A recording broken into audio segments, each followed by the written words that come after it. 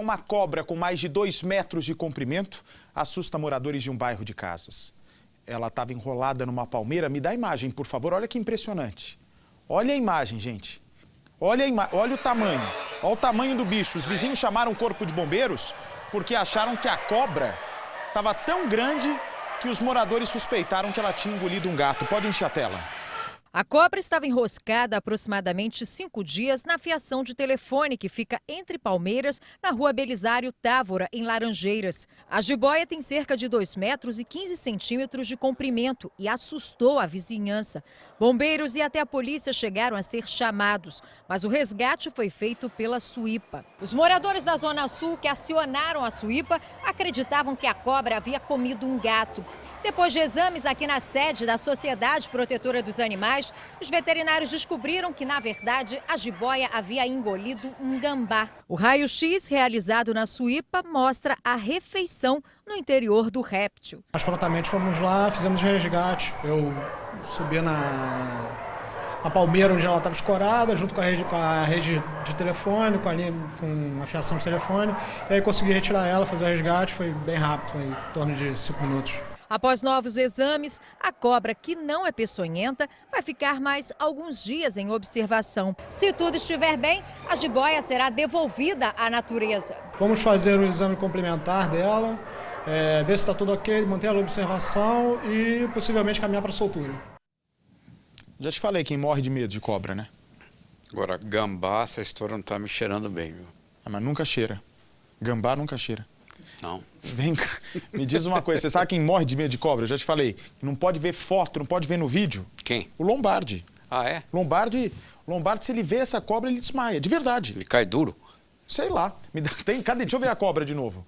Deixa eu ver, olha o tamanho do bicho. Quantos metros tem, Percival, você que entende de cobra? Segundo o especialista ali, 2 metros. Você entende de cobra há quantos anos já, Percy? Você tem estudado? Não, eu sou caipira do interior, eu vivi numa fazenda, tinha cobra, tinha tudo. Você não tem medo? Não, cobra não. Inofensivo. Agora vai ver um escorpiãozinho. Depende da cobra, né? Dá imagem pra mim, dá imagem pra mim. Vamos lá, meu povo. Você vai vendo Henrique Buschinger, o homem acusado de planejar as mortes da mãe, do pai e do irmão. Acaba de chegar em Altamira, no Pará, onde o crime aconteceu. Ele estava em Goiânia. Vem pra mim, por favor. A imagem acabou de ser gerada pelos meus companheiros da Record no Pará. Tem a foto da família aqui? Nós estamos acompanhando esse caso porque é um caso cercado absolutamente de horror, de ódio.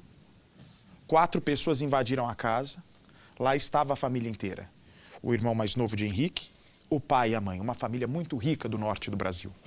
Os bandidos entraram e mataram um por um, asfixiados, com um saco na cabeça de cada. A polícia começa a investigar e por câmeras de segurança chegam também a informações de que o irmão é a foto da família, aí ou não? Não tem aquela foto bonita onde eles estão todos de terno? Essa é uma outra foto que chegou agora. O Henrique é esse de rosa, não é? E ele planejou a morte do pai, que é esse senhor que está de boné, do irmão mais novo, que é o que está sem camisa, e dessa moça de biquíni azul, que é a mãe. Era uma família extremamente feliz. O tio de Henrique, não sei se é irmão do pai ou da mãe dele, disse que não tinha briga nenhuma na família, que acredita na inocência do filho, do sobrinho, mas ele vai sendo preso. Me dá a imagem novamente, o Henrique Buschinger, acusado de ser o mandante, de ter tramado todo o plano. Que imagem é essa aí? Que imagem é essa aí? Não tem nada a ver com esse caso. Aí, agora sim. Repara, ele vai chegando, veio num voo comercial, escoltado pela Polícia Civil, vai sendo preso, ficou alguns dias na cadeia em Goiás e agora vai cumprir a prisão preventiva, ou seja, a polícia acredita que ele solto possa continuar atrapalhando as investigações. Para a polícia ter chegado a essa conclusão, informações bem adiantadas já devem estar em poder dos policiais envolvidos nesse caso. Ele é colocado agora na viatura da Polícia Civil, que esperava o suspeito ainda na pista do aeroporto de Altamira, no Pará. Ele já estava com uma mala com seus pertences, aí o momento exato em que ele deixa o avião pela porta traseira. Daqui a pouco, a reportagem completa, os nossos repórteres trazem novidades sobre esse crime que pode ser um novo Suzane von Richthofen. A menina que mandou, mas naquele caso da Suzane, ela mandou matar e matou. Ela participou da execução. O Henrique está sendo preso suspeito de ser o mandante. Percival. Agora, um extermínio de uma família toda, provavelmente a motivação é financeira. Provavelmente. 2 homens e uma mulher são presos por desvio de remédios. A quadrilha falsificava documentos para conseguir ganhar do governo os medicamentos. Depois, vendiam esse remédio como anabolizante. Cada caixinha custava cerca de R$100 e nos últimos 3 meses o golpe movimentou quase 3 milhões de reais em São Paulo. Veja. Em um trabalho conjunto, policiais do Garra, Corregedoria do Estado de São Paulo e a Delegacia Seccional de Sorocaba prenderam 3 pessoas, 2 homens e uma mulher, acusados de desvio de medicamentos de alto custo. Esses daqui são os medicamentos. Aqui tem 100 caixas que foram retiradas hoje pelo grupo. O princípio ativo é a somatropina. É um medicamento utilizado para auxiliar no crescimento de crianças. Cada caixinha dessa custa mais de R$100. Segundo a polícia, o grupo vendia os medicamentos para academias e eram utilizados como anabolizantes. O grupo retirava esses medicamentos a cada 2 meses das farmácias populares. Um deles tem passagem pela polícia. Ficou preso em São Paulo, 7 anos por roubo. Segundo a Corregedoria Geral do Estado, o grupo usava documentos falsos para retirar os medicamentos das farmácias populares. Para você ter esse medicamento entregue pelo Estado, você precisa submeter a um procedimento administrativo que envolve a comprovação da existência do paciente, da necessidade desse paciente de ter esse medicamento. Eles falsificaram todo esse procedimento. Falsificaram, nesse caso específico, o receituário médico. O grupo faz parte de uma quadrilha que atua em pelo menos 9 cidades da região. Nos últimos 3 meses, a fraude movimentou mais de 3 milhões de reais. O nome dos 3 envolvidos ainda não foram divulgados, mesmo sendo presos em flagrante. Fizemos a campana, aguardamos a pessoa chegar para vir buscar a medicação, filmamos tudo isso.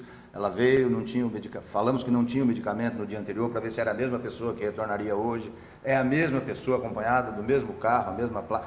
Retornaram hoje e aí recebeu o medicamento e em seguida foi preso. Os 3 vão responder por crimes de estelionato, documento falso e associação criminosa. Ainda está sendo investigado se há participação de funcionários públicos. As investigações continuam. Diligências também foram realizadas na cidade de São Paulo. Minha gente amiga, um homem perde a carteira na rua e quem devolveu achou os dados e até o endereço dele pela internet. Nosso repórter mostra agora os cuidados que se deve ter com a internet. Veja só. Depois do susto, o alívio. Guilherme perdeu a carteira com cartões, documentos e dinheiro, mas contou com uma boa ação para recuperar tudo. Agora eu tô com ela nas mãos e assim, dinheiro também tudo de volta, mas esse era o menos importante para mim, que nem era tanto, mas os documentos mesmo. O jornalista voltou ao local onde a carteira caiu. Essa calçada em frente a uma agência bancária. Um funcionário de um estacionamento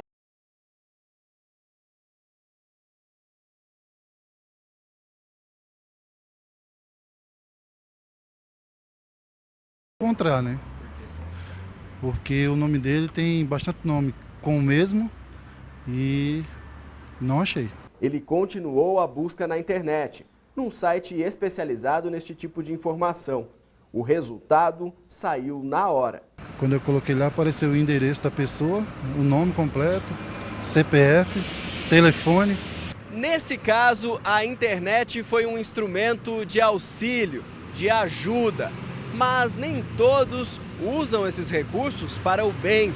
E são muitos os riscos de ter dados pessoais, como telefone e endereço, publicados na rede. O risco é o mesmo que ela teria com esses dados divulgados em órgãos públicos, em empresas, em condomínios que ela vai visitar. Ou seja, se aquele site não tem uma boa proteção da sua base de dados, não tem um sistema de criptografia, não tem controle dos dados pessoais que ela está coletando, esse site pode ser invadido e essas informações podem ser roubadas. Quem usa a internet para o mal tem à disposição vários endereços que divulgam dados pessoais sem autorização. O especialista em segurança digital faz o teste. Ele digita o próprio nome no site mais conhecido que oferece esse serviço. O resultado surpreende. Você já encontrou informações pessoais suas mesmo? Sim. suas provavelmente vai ter, do nosso telespectador também vai ter. O conselho para tentarmos nos proteger dessa armadilha virtual é evitar ao máximo a divulgação de dados pessoais. Primeiro, acessando sites de sua confiança, sites que você pesquisou e sabe que são sites corretos, que têm uma boa política de proteção de dados pessoais. E em todo site que você não tiver mais necessidade de utilizar, peça o seu descadastramento. Quem fez a boa ação e quem foi beneficiado pelo sistema também alertam para alguns cuidados. Muito perigoso, as autoridades deviam até ficar cientes disso aí e tomar alguma atitude. Ele não conseguiu só meu nome completo e telefone, né? Ele conseguiu o meu endereço, meu apartamento. E assim, ele foi para me ajudar, né? Mas alguém poderia ter usado para, sei lá, ameaçar sequestro, qualquer coisa do tipo, né? Vamos direto para o helicóptero da Record, são imagens ao vivo, 5h31 da tarde, no horário brasileiro de verão. Trânsito carregado em São Paulo, muita gente já deixando a cidade porque é feriado na segunda-feira. Comandante Hamilton chega com as primeiras informações. Fala, Juan. Boa tarde a você, boa tarde a todos e boa tarde principalmente para quem está lá embaixo sofrendo nesse trânsito do Rodoanel. Quem segue... Nós perdemos aí o contato com o comandante Hamilton, mas ele estava dizendo que o povo que está lá embaixo, olha, corta para outra câmera, tem que ter muita paciência. Ixi, está travada aí a câmera. Porque, afinal de contas, o trânsito está bem carregado. Você, meu amigo motorista, que está planejando sair de casa para curtir o feriadão que é municipal em São Paulo, por favor, faça a revisão no seu carro, porque, afinal de contas, tempo aí na estrada pode te provocar prejuízo. Daqui a pouquinho eu vou mostrar mais. Me dá a imagem do policial militar. Que foi baleado hoje de manhã em São Paulo. Acaba de me chegar o flagrante, hein? Dessa execução. Aconteceu hoje de madrugada. Eu vou trazer os detalhes, mas antes eu vou dar um recado. Eu acho que os óculos deixam a gente cada vez mais charmosos, mais bonitos. Então, já estamos quase no final de janeiro. É hora de correr para o oftalmologista e garantir que seu filho comece o ano letivo com a visão 100%. Depois, minha gente amiga de todo o Brasil, é só pegar a receita e ir direto para as Óticas Diniz, a maior rede de óticas do Brasil, que cresce a cada dia. As Óticas Diniz são líderes absolutos e, além das grifes mais conceituadas do mundo, você ainda conta com a consultoria de profissionais altamente capacitados que vão te ajudar na escolha do melhor modelo. E atenção, nesta volta às aulas, as Óticas Diniz prepararam uma promoção incrível, uma super promoção. Agora, compre óculos completo para o seu filho a partir de 10 vezes de R$ 9,90. Só 10 parcelinhas de R$ 9,90. Olha lá, hein? Não se esqueça. Volta às aulas é nas Óticas Diniz. Visite uma loja. Apaixone-se também. Acesse agora. óticasdiniz.com.br. Vou repetir. óticasdiniz.com.br. Mas eu quero dar um recado especial para o meu povo de Maricá, no Rio de Janeiro, cidade que eu tanto amo. Nesta segunda-feira, dia 25, mega inauguração das Óticas Diniz em Maricá. Corra para lá, confira as ofertas de arrasar. Óticas Diniz, a maior rede de óticas do Brasil. Muito bem, você vai vendo novas imagens ao vivo do helicóptero da Record. Me dá a execução do policial. Execução não, ele foi baleado, não é? Conseguiu sobreviver. Agora, de madrugada, aqui na capital paulista, uma testemunha que trabalha num salão de beleza. Veja aí, diz que o bandido no centro de São Paulo tentou roubar o carro do policial que reagiu. Nas imagens aí, você viu que um homem teria disparado 2 tiros contra o PM. Este é o carro onde estava o policial militar. Agora tem um detalhe, o suspeito fugiu sem levar nada, o bandido fugiu sem roubar nada. Foi o 3º policial militar morto em 2016 em São Paulo. No ano passado, 64 PMs mortos, a maioria de folga. Agora, vem para mim, por favor. Tudo leva a crer que era a carta marcada. Sim, sim. E esse negócio de horário de folga é relativo, porque o policial está sempre em ação, ele é sempre acionado, ele não nunca se tem omite. Folga. Nunca tem folga. Ele não se omite. Agora, a Polícia Militar ela é especialmente alvo de bandidos, principalmente do crime organizado. Identifica o policial como sendo PM, bate, mata na hora. Sem dúvida nenhuma, por isso que ele precisa reagir e conter o bandido, porque senão é assassinado mesmo. Mulheres são vítimas do golpe do emprego em busca de trabalho. Elas acabaram sendo alvo de uma empresa que prometia emprego. Mas antes, precisavam pagar por um curso. No fim da história, não tinha emprego nenhum. E a reportagem me chegou porque ninguém foi preso e muita gente apareceu para reclamar. Vamos ver. Sair por aí com uma pasta embaixo do braço e entregar currículos por toda a parte. Em tempos de crise é o que mais se vê, gente em busca de emprego. Mas a atitude simples se tornou o ponto de partida de um golpe. Foi assim que uma quadrilha descobriu os contatos destas 3 e de outras tantas mulheres em Praia Grande, no litoral sul de São Paulo. Inocentes e desesperadas por uma vaga no mercado de trabalho, elas acreditaram na proposta e foram até a sede desta empresa, onde deram início a uma série de entrevistas. Me ligaram e disseram que tinha uma entrevista aqui marcada, se eu podia vir, eu vim. Como é que eles conseguiram seu número? Eles tinham um currículo meu, até vi, pegaram, disseram que é de lugares que a gente entrega por aí, daí eles recolheram currículos nos lugares e eles tinham o meu. O problema era que para conseguir uma vaga seria preciso fazer um curso e, curiosamente, pagar por ele. Foram cobrados R$200 de cada vítima. O golpe, na verdade, só foi descoberto quando elas começaram a desconfiar do tal curso oferecido pela empresa. Tinha gente das mais diferentes funções em uma mesma sala de aula. Chegando na sala, tinha umas 10 pessoas. Eu olhei, nossa, uma vaga única, assim, quase única, de urgência. Tem gente demais na sala, né? A gente perguntou ao professor que estava na sala que aula que ele ia dar. Ele falou de atendimento ao cliente. A gente, não, tá errado. Eu tinha que pagar os R$200 ao total pelo curso de controladora de acesso, não de excelência ao atendimento ao cliente. Um boletim de ocorrência foi registrado. Desde a descoberta do golpe, o nome da empresa permanece assim, escondido atrás desta faixa caída. Desde a última segunda-feira, de acordo com as vítimas, o local permanece fechado. As 2 mulheres responsáveis pelo serviço, que se identificaram como Rose e Adriana, simplesmente desapareceram. Nos documentos existem pelo menos 3 contatos diferentes, mas nenhum deles atende. Segundo as vítimas, este não seria o primeiro golpe aplicado pela quadrilha. Elas fazem isso, espera a poeira baixar um pouco, depois abrem de novo, fazem de novo. Acreditando no sonho do tão esperado emprego com carteira assinada, teve gente que até trocou o certo pelo duvidoso. Nessa semana desse ocorrido, me ligaram para mim fazer uma entrevista, né? Aí eu falei que eu não precisava, porque eu já estava caminho andado, né, para o emprego. Aí eu dispensei, aí no sábado que eu soube de tudo, que eu não ia ter emprego nenhum. E atenção, 5 pessoas foram feitas reféns num bairro nobre. A residência, para você ter uma ideia, foi invadida por 3 bandidos. Um vizinho percebeu a ação dos criminosos e imediatamente chamou a polícia. Me dá a imagem, por favor. Me dá a imagem, você vai vendo um dos presos. Com a chegada da PM, 2 ladrões conseguiram fugir, o terceiro se entregou. Esse aí é o que se entregou, a polícia vai levando direto para a delegacia. Pode encher a tela do povo. Equipes do GAT e da Polícia Militar cercaram a rua que fica no bairro Calafate, região oeste da capital. Um helicóptero dava cobertura. 3 homens chegaram em um carro roubado e invadiram a casa pelos fundos. Uma mulher, o sogro, uma cozinheira, um pedreiro e uma faxineira estavam no local e foram feitos reféns. A polícia foi chamada depois que um vizinho viu os bandidos pulando os telhados. O vizinho viu que havia um arrombamento na casa próxima à minha e que tinha visto os ladrões pulando pelo telhado e chegando na minha casa. O médico conseguiu falar com a esposa pelo telefone. Eu então tentei entrar em contato com a minha esposa, não consegui. Depois de muita insistência, ela falou: estamos com o ladrão dentro do quarto. E desligou.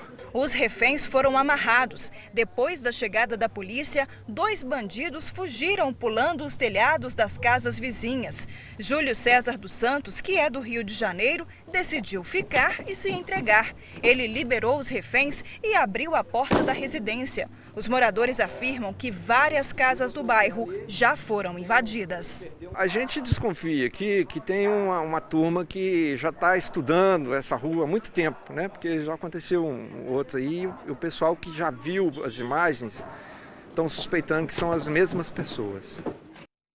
Dá a imagem dela aqui, por favor, essa senhora. Imagina uma mãe que durante anos cuidou com o filho, 9 meses na barriga, fazendo planos para aquele rapaz e, de repente, ela é assassinada, ela tem a vida ceifada pelo rapaz que ela, durante tantos anos, quis tão bem, planejou, afinal de contas, saiu do ventre dela e, de repente, acaba matando a própria mãe. Foi uma briga que aconteceu, porque Bruno pediu dinheiro para a mãe, Bruno já não era flor que se cheira, a mãe disse que não ia dar.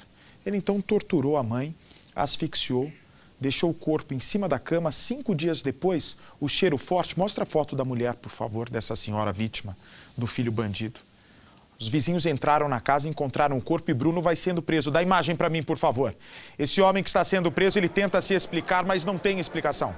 Não tem explicação e mais. Não tem lei brasileira capaz de punir o crime que ele cometeu, segundo a polícia, essa atrocidade por causa da mãe. Daqui a pouco eu vou trazer todos os detalhes, eu vou chamar o helicóptero, hein? Eu vou direto para o helicóptero, já tem a reportagem desse homem que acabou matando a mãe. Eu vou trazer já a reportagem. Nosso helicóptero vai mostrando muito paulistano deixando São Paulo agora. Muito paulistano vai deixando São Paulo para curtir o feriadão de segunda-feira, feriado que talvez venha com chuva, porque nuvens estão se formando em São Paulo. O dia começou com céu azul. Corta para outra câmera, por favor. A sexta-feira começou com céu azul e já começam algumas formações aqui em São Paulo. Já eu vou com o nosso comandante, o Hamilton. Me dá imagem, me dá outra imagem da chuva. Uma casa desabou no Rio de Janeiro. 5 integrantes da família estavam no local na hora do desabamento e uma adolescente de 17 anos e uma idosa de 82 morreram no local. Por volta das 7h30 da noite, a casa onde a família Ferreira Fernandes morava em Irajá, na zona norte do Rio, veio abaixo. Alessa Caroline Fernandes Alves, de 17 anos, e Lídia Ferreira de Lima, 82, morreram no local. Foram 6 horas de trabalho de resgate, chovia forte. 80 bombeiros estiveram envolvidos. Esse é o momento que Alexandre Fernandes, de 17 anos, é resgatado. O cão da família, logo em seguida, também foi encontrado. 5 pessoas estavam na casa na hora do desabamento. Rosibere Fernandes, de 41 anos, e o filho Rony também conseguiram sair com vida dos destroços. O pai de Alessa teve que ser consolado por vizinhos. Tristeza, né? Já caiu a ficha? Não caiu ainda não. Parece que eu tô sonhando ainda, cara. Uma vizinha passou mal e precisou ser atendida pelo SAMU. Segundo os vizinhos da família, a casa foi construída há 15 anos pelo próprio dono. E ultimamente a estrutura vinha apresentando alguns problemas com rachaduras. Um dia antes do desabamento, uma parede da sala já tinha caído. As causas do desabamento ainda serão apuradas, mas os bombeiros acreditam que a possível construção irregular e a chuva tenham provocado o desastre. É uma combinação de construções irregulares, é um puxadinho um em cima do outro, e com essas chuvas, tem muita água correndo pelo terreno, certamente isso ajudou a propiciar a eclosão do desastre. Olha, você de todo o Brasil deve ter acompanhado os casos de abuso sexual no Parque do Ibirapuera, que é um dos principais cartões postais, não só aqui do estado de São Paulo, mas do Brasil. O lugar é impressionantemente lindo. Só que agora nós estávamos pensando, não é feriado aqui na cidade de São Paulo, aniversário de São Paulo, segunda-feira, muita gente vai para o parque. Será que esses parques públicos aqui da capital paulista têm a segurança adequada para a população? Veja a reportagem que fizemos. Área de lazer e também de insegurança. Eu venho sempre acompanhada porque é muito perigoso. Tem bastante traficante para quem olha essas coisas, esse tipo de pessoas. Então eu acho muito perigoso. Nosso produtor percorreu parques de São Paulo. A chegada no Parque Ecológico do Tietê, na Zona Leste, até engana. Mas o vigilante está apenas na guarita. Ao caminhar pelas trilhas, encontramos áreas sem ninguém. Está aqui em uma das trilhas do Parque Ecológico do Tietê. Estou andando aqui há mais ou menos meia hora. Não tem segurança, tem algumas pessoas andando de bicicleta ali.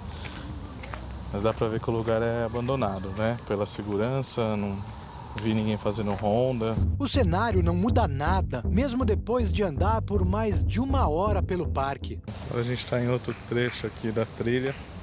Tem uns animais aqui, bastante mato e nada de segurança. Quem vem sempre ao local confirma que normalmente é assim. Você se sente segura andando aqui nas trilhas? Não, perigoso.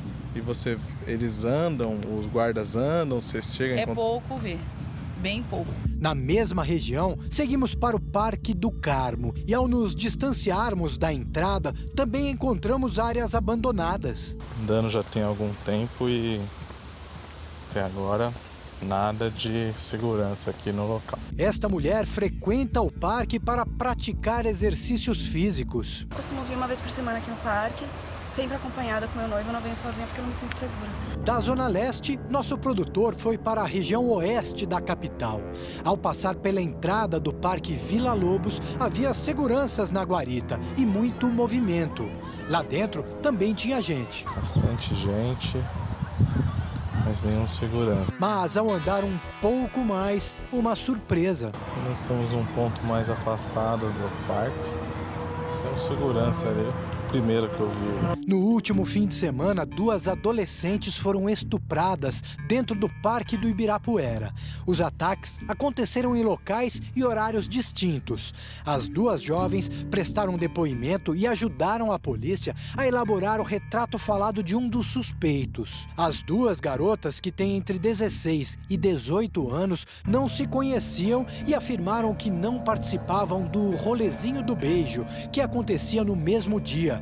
O evento reuniu quase 12 mil jovens na marquise do parque, que se organizaram pela internet e sem autorização da prefeitura. Depois da festa, o gramado ficou cheio de garrafas de bebida alcoólica e até embalagens usadas para a venda de drogas. Após as acusações das 2 jovens, a prefeitura informou que vai duplicar o número de guardas civis metropolitanos no Ibirapuera. Enquanto isso, nos outros parques, o passeio é cercado de preocupação. Dona Vera vem com a neta uma vez por mês no Parque Ecológico do Tietê. Eu estava andando outro dia, o rapaz falou, não vai com as crianças para lá não, que tá cheio de maconheiro lá. E voltei para trás. Outro problema para os frequentadores do Parque Ecológico do Tietê fica aqui na área externa. Não existe ainda um espaço para carros compatível com o atual volume de visitantes. Por isso, qualquer cantinho livre aqui fora vira vaga de estacionamento. Na área interna do parque, são apenas 50 vagas disponíveis para visitantes, para um número estimado em 350 mil frequentadores por mês. Ainda há restrição de horário para evitar os motoristas que deixam o veículo dentro do parque e depois embarcam nos trens da CPTM. Sobra para o visitante. O vigilante não deixa o veículo entrar, indica o estacionamento disponível do lado de fora. A Fernanda é quem estava dentro do carro. Teve que estacionar na rua. Vai para o parque com tranquilidade ou fica meio preocupada? Não, fico preocupada. O carro dela ficou em um dos 3 bolsões disponíveis no entorno do parque. Um flanelinha é quem cuida dos veículos que estão aqui. Motoristas que param na rua podem ser multados ou vítimas dos criminosos. O Antônio teve o carro furtado no último domingo, quando foi conhecer o parque com a família. Ele ficou ainda mais assustado quando soube que não era a única vítima do dia. Foi um sufoco. Para ir embora, a gente até estava com pouco dinheiro, não dava nem pra gente. Eu fui atrás de banco, não tem caixa eletrônica aqui tão perto. Que fica andar uns 5 quilômetros para poder achar a caixa eletrônica, para pegar dinheiro para ir embora. Os administradores alertam que o parque não é responsável pelos veículos estacionados do lado de fora. A gente sai de casa para tentar se divertir com a família e acaba tendo uma decepção dessa. Eu até pedia para as famílias pensar muitas vezes antes de vir a esse lugar, porque aqui não tem segurança nenhuma. Sinceramente, eu vou te falar, a verdade é essa. Não volta mais aqui, né? Nunca mais.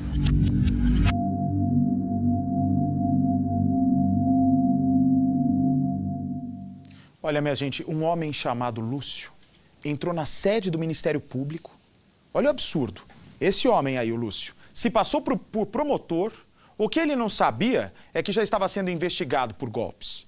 O procurador da Justiça suspeitou dessa ação, reconheceu o Lúcio da outra investigação. Veja só onde o Lúcio foi parar. Põe no ar. Lúcio Assunção Oliveira entra no prédio do Ministério Público do Estado. Na recepção, ele se apresenta como assessor da Casa Civil e pede para falar com o procurador de Justiça, Nelson Medrado. As imagens foram feitas pelo circuito de segurança do Ministério Público. Ele chegou aqui de paletó, bem vestido, falante, entrou e disse que ele estava aqui em nome do deputado Zé Megali e do vice-governador Zeca Marinho, E eu perguntei o que ele queria. Ele disse que ele vinha trazer um cumprimento dessas autoridades pelo meu brilhante trabalho. O que o suposto assessor não sabia é que já vinha sendo investigado pelo Ministério Público e tinha até mandado de prisão contra ele pelos crimes de tráfico de influências, corrupção e até mesmo usurpação de função pública. Resultado, a visita terminou em prisão. De acordo com as investigações, Lúcio dizia ser funcionário do Ministério Público. A informação aparece em um perfil nas redes sociais. Ele também alega ter poder de influência em decisões da Justiça e teria lucrado bastante com essa mentira. Lúcio teria oferecido facilidades aos investigados na Operação Filisteu, que desarticulou um esquema de fraudes em licitações em Parauapebas no ano passado. Na ocasião, o vereador Odilon Rocha, do PMDB, e um comerciante foram presos. Desta vez, o procurador Nelson Medrado apreendeu os R$37 mil, o celular e o veículo que estavam com o Lúcio. Ele foi levado para a seccional de São Brás. Me dá a imagem do filho que está sendo preso porque, segundo a polícia, matou a família inteira. Você vai vendo. Daqui a pouco, o enigma do mal. Teria Henrique coragem de ter mandado matar o pai, a própria mãe e o irmão mais novo por dinheiro? Ele vai chegando agora em Altamira, no interior do Pará. Estava em Goiânia, na casa da irmã adotiva, quando foi preso.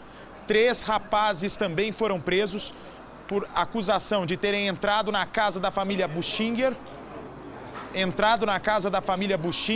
E asfixiado o pai, a mãe e o irmão de Henrique, amando dele, que também é empresário. Daqui a pouco eu vou trazer, tem a foto da família aí ou não?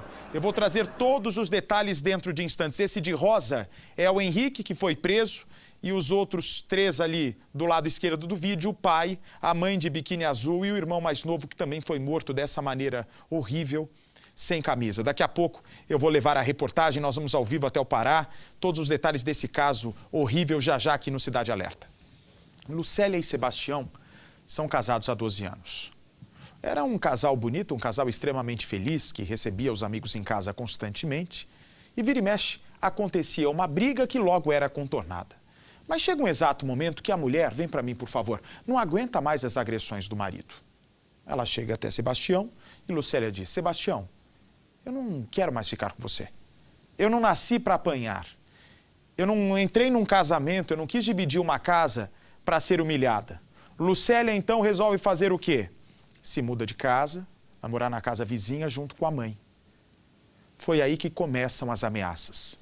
Lucélia procura a justiça.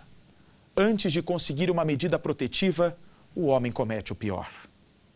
A mãe da vítima passou mal e teve que ser amparada pelos parentes. Ninguém acreditava que as ameaças de morte feitas por este homem poderiam se tornar realidade. Ele é Sebastião Leônidas Magalhães, de 50 anos.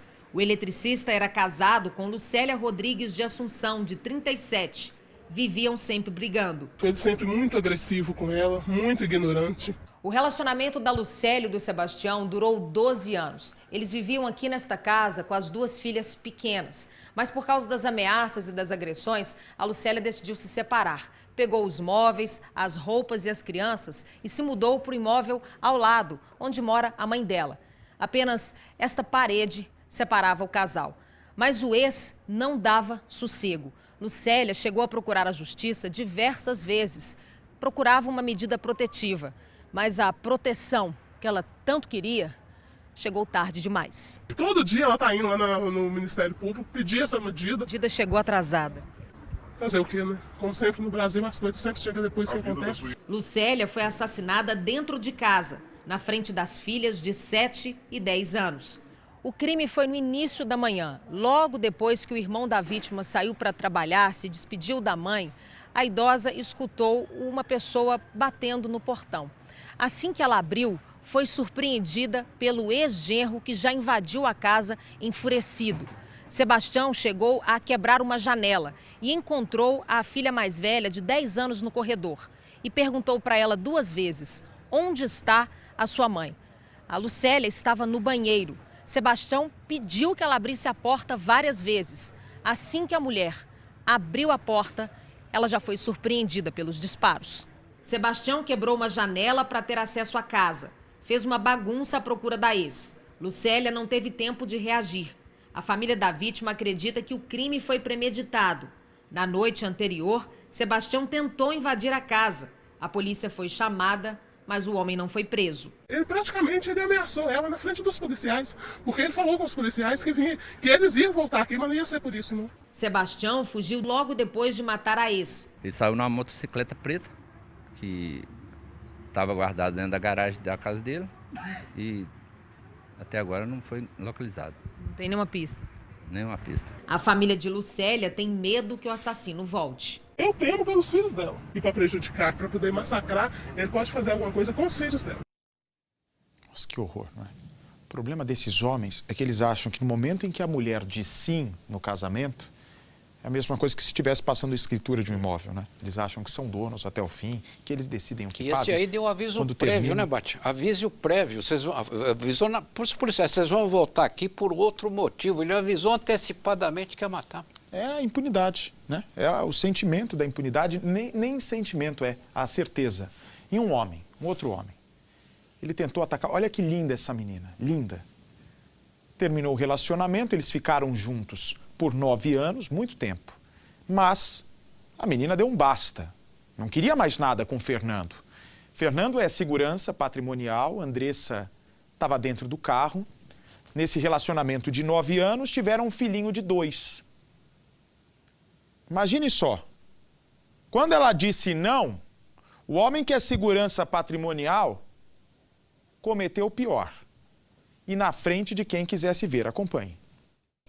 De acordo com a polícia, Fernando Soares da Silva, de 32 anos, baleou a ex-companheira no tórax e no braço. O pai da jovem, que vinha num carro logo atrás, desceu do veículo e implorou para que ele não matasse a filha. O ex-genro, então, arrancou com o carro e gritou para o ex-sogro chamar uma ambulância. Um vídeo feito por moradores da região mostra a mulher baleada ainda no volante do carro. As pessoas em volta ficaram chocadas com a cena. Um homem aparece armado. Ele seria um segurança e trabalharia num estabelecimento próximo ao local do crime. O homem ficou dando apoio com medo do suspeito voltar e atirar novamente. Cadê o soco? Vem aqui! Ô, soco! Vem cá! A história de Fernando e Andressa foi cheia de altos e baixos. As brigas vinham sendo constantes.